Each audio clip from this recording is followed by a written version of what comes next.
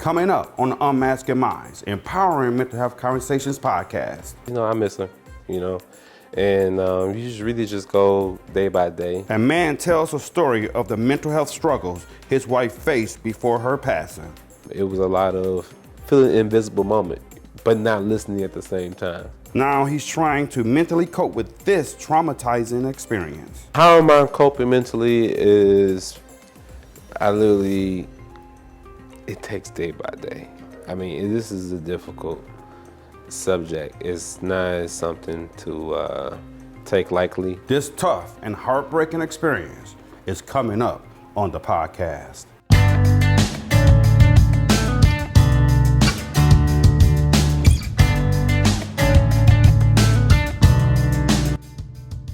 Hey y'all, what's up? It's your boy Anthony Redmond, also known as the Doc. Welcome to the Unmasking Minds, Empowering Mental Health Conversations podcast, the show where we're aiming to break the stigma surrounding mental health, and we want everyone involved in the conversation, because if we all work together to help tackle this problem, we'll be able to inspire change.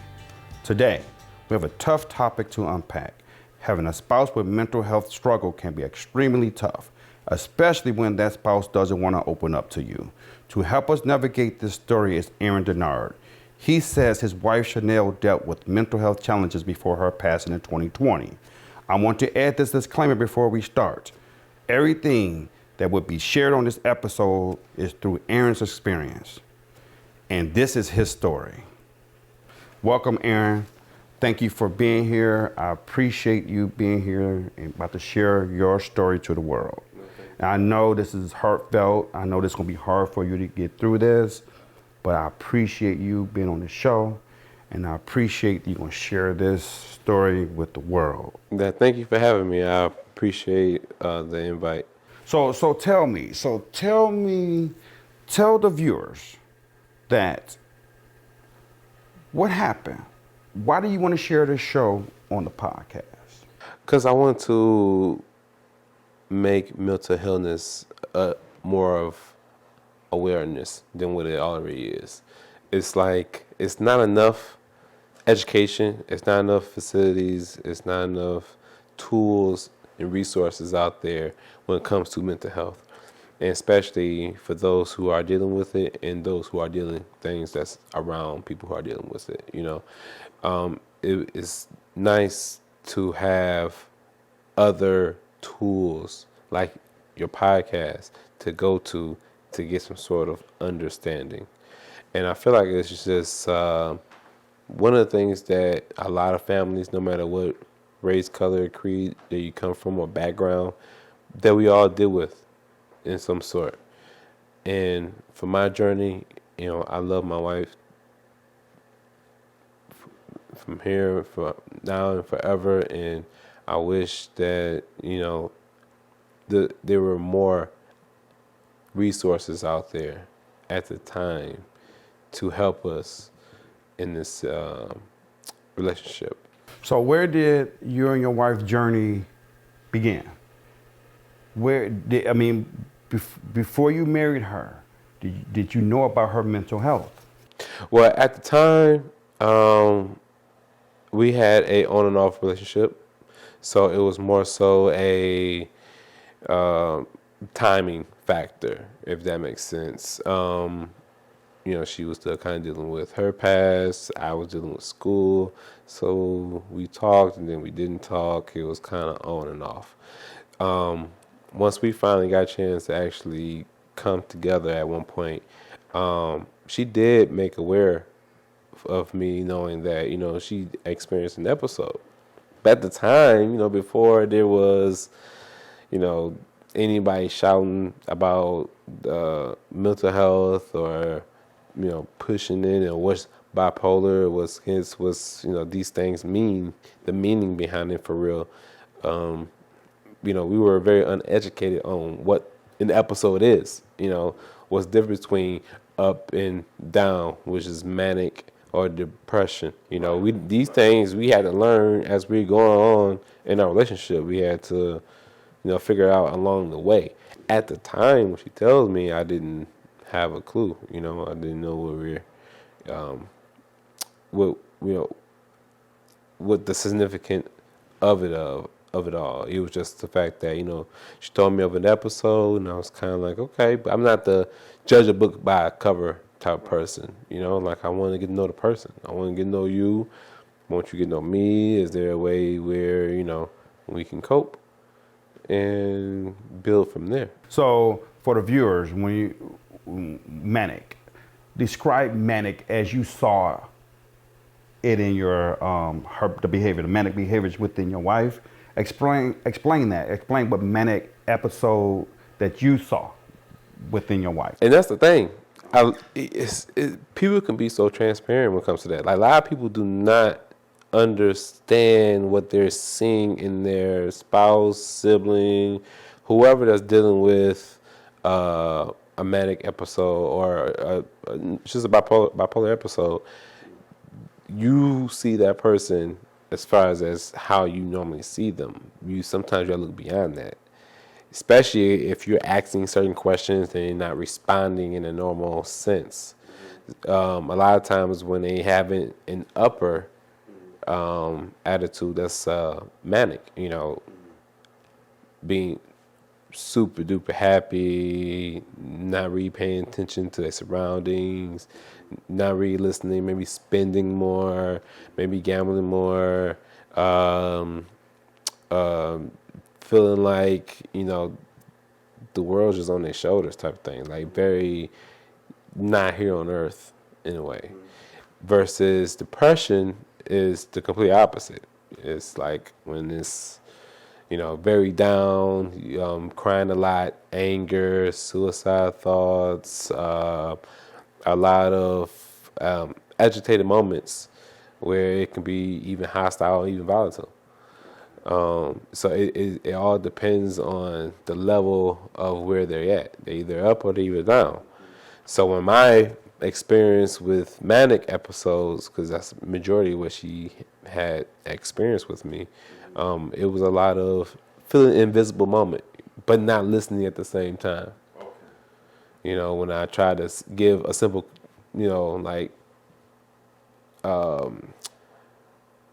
understanding of what to do, like let's do this, and they're not really listening, but they still super happy, smiling, and kind of just going on about their day, not even listening to you. Doing what they want to do. Doing what they want to do. Right. But it's kind of like, okay, but what you want to do is not healthy. You going outside in negative 20-degree weather with no coat and shoes and socks on, but you feeling happy about it. That's you having a manic episode. Because anyone else you told, hey, listen, you may want to put some shoes and socks and coat on before you go out there, they'll do it. But telling a manic person, which I'm using as an example, that's what's how that looks when they're not listening to you. For example, your tires it's bald on your car, but you about to drive 500 miles with no money in your pocket, with no credit card, and you about to just drive on this vacation. Exactly. Right? Mm-hmm. Because in your right frame of mind, like something about to happen. And I don't have any money, but they don't think that way. They're just going to do the behavior anyway. They're going to do the behavior anyway. Yeah. And I'm on top of the world. Nothing's going to happen to me. I'm God. Exactly. And I speak for the people that's on the outside of it, where it's like you have to see beyond that times. You got to be able to know when that is happening. That's what makes it difficult, because it's been a lot of times I'd have had her around people that's been around her all her life that just couldn't tell the difference for real. They just like, oh, she's just being who she normally is. I'm like, no, this is not normal. And I know what her normal is, and who your spouse normal is, or your sibling, or your friend, your aunt, your uncle, whatever that case may be, you know what that normal is. So if they going beyond normal, that should be more of an alarm for you to know they could be having an episode. Right. Are they on their medication? Should we get them a therapist? Get them to the hospital? What can we do? And that's the reason why, the sources out here, it's just not enough of it. Because we need caretakers. We need people to come by that's experts that be able to see when that person is being erratic or not. They should be able to come in and like, okay, let me help the both of y'all about this, or you and the family about this situation, and let me be some voice of reasoning. At the time, there were none. So when I found out, later on when I proposed to her, that's when we really went through a real episode. Even though looking back, we actually went through a couple. Back at the time, I didn't know. I'm thinking normal relationship because I had that deer in the headlights type of mindset. It's a tunnel vision. I'm only used to seeing this person one way. I'm not seeing that the fact that this person is dealing with an episode. What is an episode? Like a lot of people don't have that defined in their vocabulary.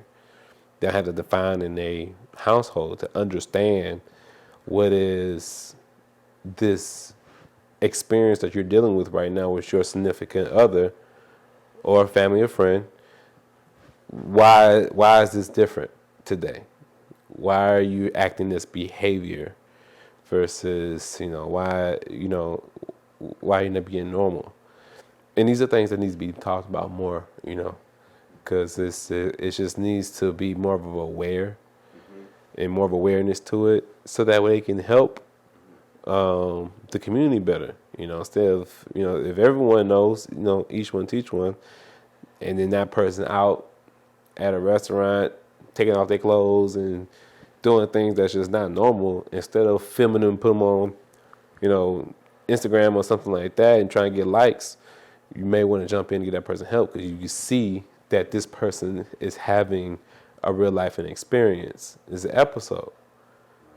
But if you don't know what to look for, if you don't know what that is, how can you help? So how long did it take you to become educated on your wife's mental health? It took years. It's not something you learn overnight. We didn't know what we were dealing with. And then at the time, again, there's not a lot of resources for that. So it's kind of like we just tried our best. We would have issues, but at the same time, a lot of the times it was like it felt to me, normal couple behavior issues. Something I could have done pissed her off, something she could have done pissed me off, like normal back and forth banter, to the point where it's like, okay, so we just got to fix this and move forward like any other couple. Because no couple is out there perfect. Everyone has their ups and downs. You're not the Huxtables, and even they have issues at times, Okay, question I'm going to ask. This is for the viewer to understand, because maybe they dealing with someone, a loved one that, are dealing with bipolar disorder. When you try to reason with your wife about some of her erratic behaviors, did she fight you back? Like argumentative, or didn't want to listen to you, or thought that you was trying to control her, or anything like that? Sometimes it could be some pushback, but a lot of times it could be just generate fear of not knowing what's going on. I'm talking about just her within her from our conversations. It's just like, I don't know why this is happening, but it's happening. I can't stop what's happening. I know that don't make sense to the viewers, but that's just kind of like how it was related to me. It's almost kind of like having a dream, a nightmare of you stuck in the basement trying to run up the stairs to get away from mean dogs that's trying to get to you. And no matter how many steps you skip to get to the top of the stairs, it seems like the stairs is all the way up in heaven. It's so long of a stairway, and you just can't seem to get. And the dogs are getting right on your heels. Right. It's a never ending. I can't get off this train wreck, and that's from our conversation how it was related to me. It's difficult to really understand from the outside looking in. I can only speak from my perspective on how I feel of dealing with it, which was very, difficult because of lack of knowledge, lack of resources to help. Like, okay, where did I help you at? As a man, we're used to fixing things. That's what we're here to do at times, especially in a relationship. If it's a pipe broken, I gotta fix it. If it's a spider in the kitchen, I go kill it. If it's brakes or a tire need to be changed on a car, I fix it. We're used to fixing things. This is a situation where it's like it's fixable, but without the tools and knowledge, you feel powerless because you don't know how to fix it. And at the time, mental health ain't what it is now. You talk pre-COVID, pre them talking about on a Breakfast Club or anything like that. I'm talking about back when nobody really was talking about it. And it's difficult to like try to understand where do you go from here. And that's the purpose of this podcast. I want the world to understand that mental health is not a quick solution to fix. This is going to take time. It's going to take all of us. It's going to take me coming out my private practice to sit on this podcast show to give this to the world. Yeah. And by you being here, you helping me navigate this journey too as well. And that's important because as you being a husband, trying to care for your wife with mental illness, it caused some mental issues within you, right? Yeah, because it was times where I look in the mirror and didn't even recognize myself. You know, I'm used to being a certain weight, you know, like 230 or something like that. And I look and I'm like 180 because I'm not eating right or I'm breaking out in hives, literally bumps all over my body because I'm stressing, you know, or not getting much sleep. I'm restless at night because I'm like stressing and trying to figure out how can I fix this. Maybe the environment at the time is not the healthiest because we may be going through episodes on top of working not even 9 to 5, sometimes a 12-hour shift, you know, and you just like, okay, so where do I find my peace? You know, where I can focus on me in order to be strong for others. And I like when you stated something that how can I love someone if I can't love myself? How can I help somebody with their mental health if I'm neglecting mine? And that's important because you have to love you first. You have to work on your mental health before you can even help someone else, or you're gonna lose yourself. You say you broke up in highs, probably chronic anxiety, stress, some depression. You gotta go to work and interact with people, trying to be normal as possible while your house is upside down, dealing with your wife's mental health issue. And it takes a toll on someone. It takes a toll on your mental health.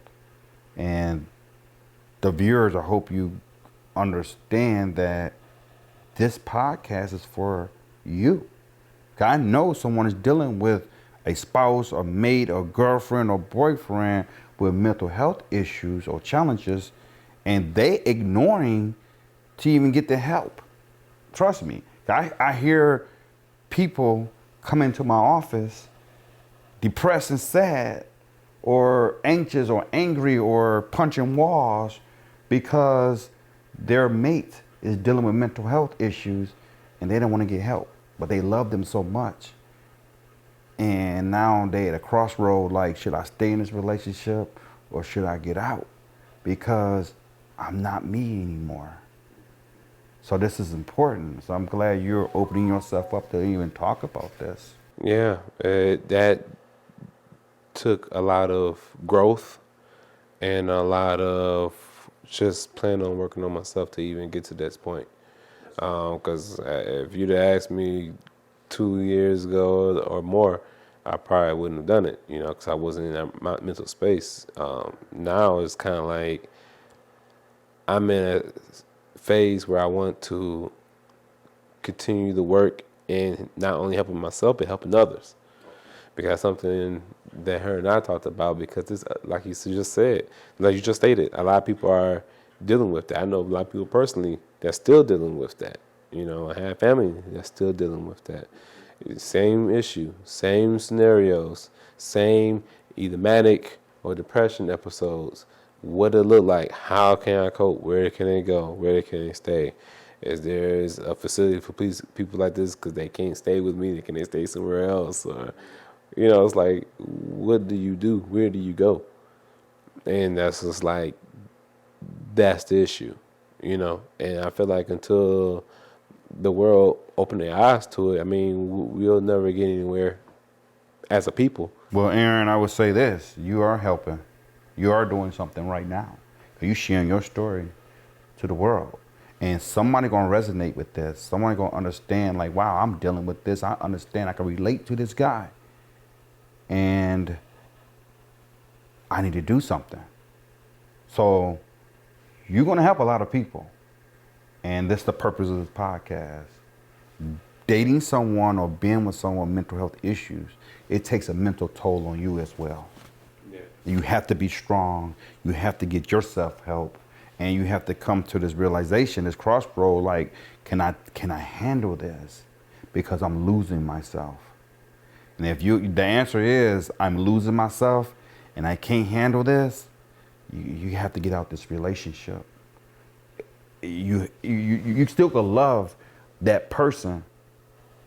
You get me what I'm saying? Right. But you got to fix you first. How can you help this person? Now you're broken now for dealing with this person. They say if a plane start to go down and the mask comes down in front of you and you with your child, you're supposed to put the mask on you first before you can put your mask on your child. Because if you put your mask on your child, but then you pass out, how you gonna help the child? It's the same scenario. Point taken. I like that analogy. Point taken. You gotta help yourself before you help someone else. And you realize, like, hey, I'm losing me. I gotta do something for me now. It's been a roller coaster, but at the same time, it's been enlightening. It's been a lot of love, compassion, respect. A lot that people can learn from our story and benefit, which, I would like to get out more because it's a lot, too much for one episode for sure. It's just enough to just tell people to, if you're having these type of problems at home, seeking help is just step one. There's way more steps to take. Including medication, including therapy, including physical attribute as far as working out and eating healthy and eating the right foods. It's a lot to it. And we did our best in trying to work with that between her and I, because that's how I felt. It feels just her and I. We didn't have a whole lot of family members or friends that can be like giving us the exact answers we was looking for, because they were uneducated as well. All we know is what we can do to educate ourselves, and that's what, motivate us to get to the level of marriage when it comes to that, because we were working as a team. So, Aaron, share with the audience, the viewers, like, what happened? 2020. What happened with your wife? At the time, we weren't really seeing eye and eye as far as, medication and being able to work hand in hand on keeping the episodes as less as possible. At this time, it was just like almost on it, it was just too much to bear, on top of work, on top of everything else for me. And it just got to the point where we was just facing divorce. And at that particular moment, while we were going through this divorce stages, just so happened the pandemic came about. So we're going through this as the beginning of the pandemic. We talking about everything shutting down, road shut down, quarantine. People are scared. People are dying left and right. We just trying to figure out, like, what's happening. And at the time we separated, just so we can give us some room to breathe. Even though, that's not what I wanted. I wanted us to, stay together and continue to work. But, she felt like it'll be best for the both of us because she understands from my perspective as well how I need to get myself together. And same thing in her and vice versa. But she was having so many episodes. The episode was just getting, worse and worse, especially during the pandemic, trying to go get help at the facilities. At the time, they're kicking people out of the hospitals. They're kicking people out of everywhere, because they too worried about COVID. Right. They're not trying to address mental health and help these patients that need to be, hospitalized or deal with someone, so they can get on this medication and continue to work. Instead, they're just like, okay, here's a couple and get out of here. And at the time, being my job was really pushing me to work 7 days a week, 12-hour shifts. I mean, no days off the entire summer. So even though we had a moment of separation, I still feel like I never had my peace of mind or my clarity. I never got a chance to work on myself because it's been nonstop work.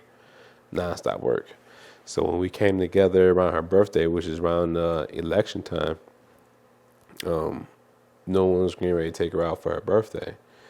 And I asked her, if you ain't gonna do anything for your birthday, I would like to take you out, Took her out and spent a great time, spent the whole night with her, and just kind of like, look, even talked about moving back in and working our issues out so we can continue to move forward together. Because we really were just doing this just to give us each other space for a minute, but not to be forever. And she understood. But also, I had a vacation the following week after her birthday to take. That would be my first time to actually breathe and relax and be able to cope with what's happening and how to move forward and kind of begin the steps of, working on myself. And she understood, but at the same time, she's having an episode, which I didn't really see at the moment. It seemed very normal at first. But the next day, she called me, talking suicide, and it's just, it just didn't seem like her normal self. And of course, I'm worrying, trying my best to figure out where she at, where are you, how can I find you, worry about all that, come back home, the whole nine, and couldn't find her. And then I ended up finding out later from the police arriving at my house that she drove all the way up to Mackinac, the Upper Peninsula, to the UP, and ended up crashing her vehicle and disappearing after that. Didn't know if she actually suicide, did somebody kidnap her, like there was no trace. So when, I go up there and my family and I go up there and try to figure out, like, where is she? What's going on? And everyone's doing everything they can to look for her, have her on the news, have her on newspapers. I end up getting some messages from her through email. And when I tracked the ping, it sounded like it looked like it was somewhere in the UP, as if it was moving. So it felt like somebody could have kidnapped her. So that's when we did everything we can to try to see if we can track him down. I even got on the Breakfast Club and just look to try to find and get everyone to look to see if they can track her. And a couple of days later, the police was able to find her, and she transitioned by being in the woods and from hypothermia, for being frightened, and not being able to, you know, no one be able to come to her rescue in time. So, Aaron, how are you coping mentally? What would you tell other people out there who's dealing with or is faced with something that you were faced with your wife? What would you tell them? How am I coping mentally is I literally, it takes day by day. I mean, this is a difficult subject. It's not something to take lightly.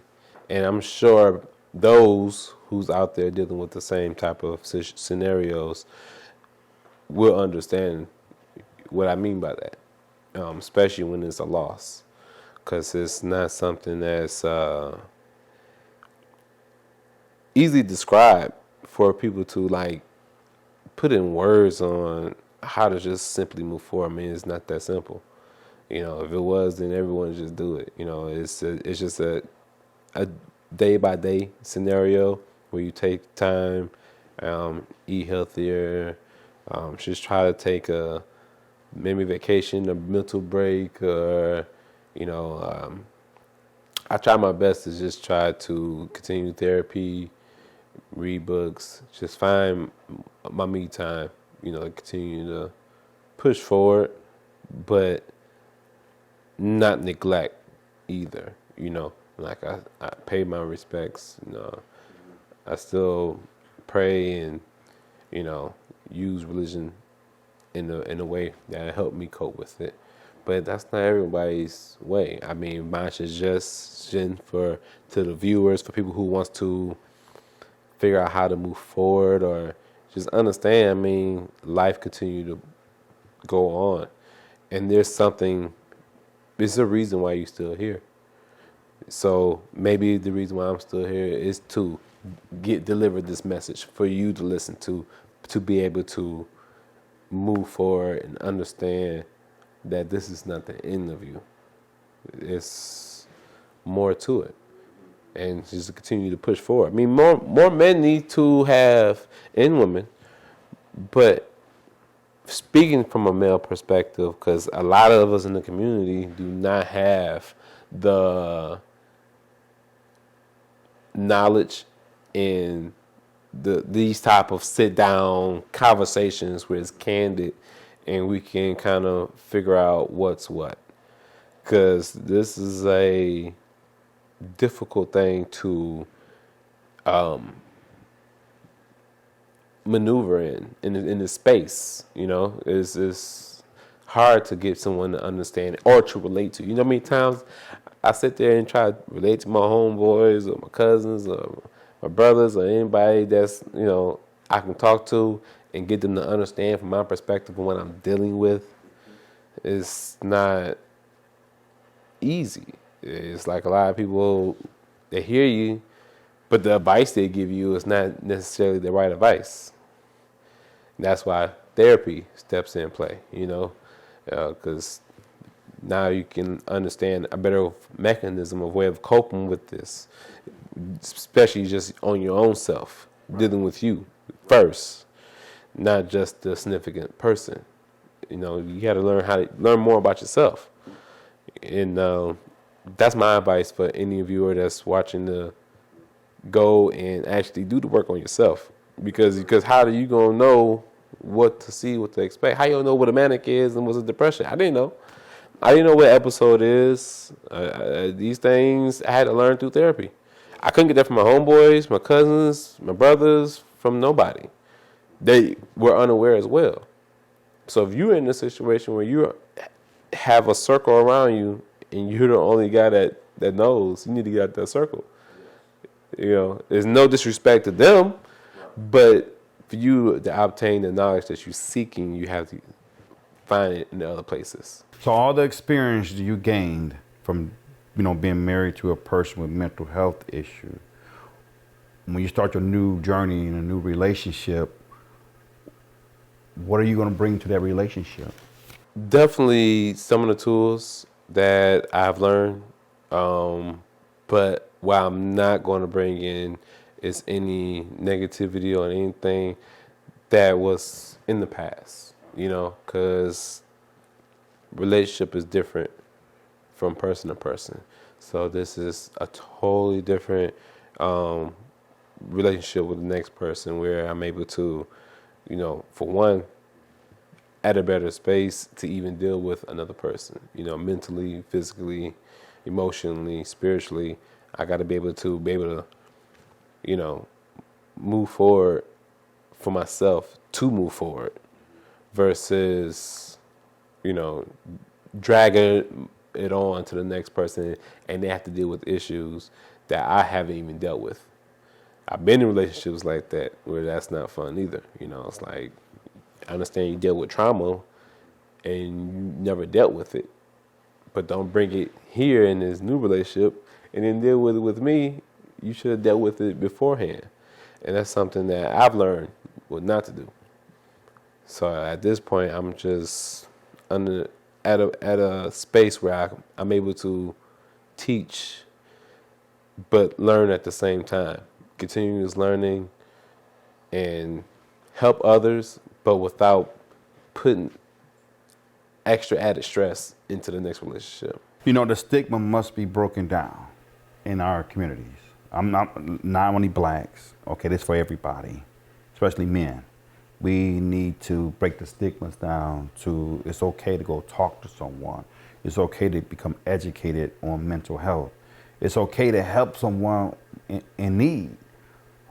Like you said, instead of recording this person and put them on social media and laughing at them, lend a helping hand, right? Because you see a manic episode or a person who's dealing with schizophrenia or whatever, talking to themselves or freaking out or whatever they're doing, that's not a thing to laugh at. That person is going through a whole lot. You made me, when I was working on my degree, my professor put us in this room and had voices coming from everywhere, right? Closed the door. I didn't last no longer than a minute. It was too much for me to handle. And he said, this is a person who's dealing with schizophrenia, when they hear voices, it feels similar to something like this. And like, wow. So that's important to the things that you're trying to do to help people. I commend you for that. I commend you for being on this show, because this show is for the viewers who are dealing with a similar situation with a spouse, a loved one, a boyfriend, a girlfriend, or even a parent or a brother or a sister that's dealing with bipolar disorder, having these episodes, manic and depression. This is for you guys. So please take this to heart, understand it, learn from it, educate yourself. If you need more education, go see a therapist. The therapist is going to educate you on mental health and how to cope with a loved one who's dealing with mental health problems. I agree. And that's the only best way to deal with it. It's not like we learn this stuff in school. It's not like it's taught to us. It's not like it's something like there's a class. It should be. There should be a class of some sort, but it's not. Like these things you won't learn until it just come about. Until you get it to the age where you actually start to experience episodes, and now it's like, okay, now we gotta start learning what this is, and where do you start? Where do you go? You find a book? I always say this: mental health and physical health goes hand in hand. Every year we have to go get a follow up with our family physician, right? Blood work and everything to make sure we're good. Well, what type of follow up we are doing for our mental health? Because that family physician is not educated in mental health. They work on the physical. You go to a psychiatrist or a psychologist or, a nurse practitioner, any mental health, field of people, or, you have to get there and get your checkup. Yeah. Hey, that's something, it's a light bulb just went off in my head. Maybe I could get a team of people once a year, have a free mental health day. I mean, it's a lot of people who will try to come in. I think that somehow the family physician doctors need to get educated on or do a quick screening or have a psychologist work in that, in that office doctor office with that family physician to do a mental health screening while they on the patients. No, I agree. That's something that can help just by taking a day. That's why we have mental days, to take the day off, take time for yourself. Because it's not just about the patients, it's about yourself as well. It's the people around you are just as affected as the person that's dealing with it. Yes. And how they know how to deal with it, if you don't know how to deal with it, yes, it's like it's a double negative. Someone has to be educated at some point. And our best solution that we went through our route was just not only just therapy, but we was able to talk to a lot of different facilities, the medication that helps, and sometimes church, eating right. Sometimes the food can be effective as well, so these type of things can help with this situation, but there's still not enough, to be honest. It needs to be more. It needs to be facilities, needs to be actual physicians coming to you, checking on you, coming to the house, check up. They could have got there right in the nick of time when the episode was happening. They could have intervened and see that person's not in the right state of mind and maybe help. We don't have these things. These things I wish that were out there, but it's not. Aaron, thank you for coming. I appreciate you sharing your story on the podcast show. I appreciate the love that you have for your wife and all the hard work you instilled in her. Thank you for sharing your story. The quote of the week: the radiance that emanates from within cannot be diminished by anything. So viewers, thank you. Thank you for tuning in. This podcast is for you. Make sure you like and subscribe, and I'll see you next week. Thank you again for watching. Please like and subscribe. If you know anyone who wants to be on this show, please reach out to us on social media.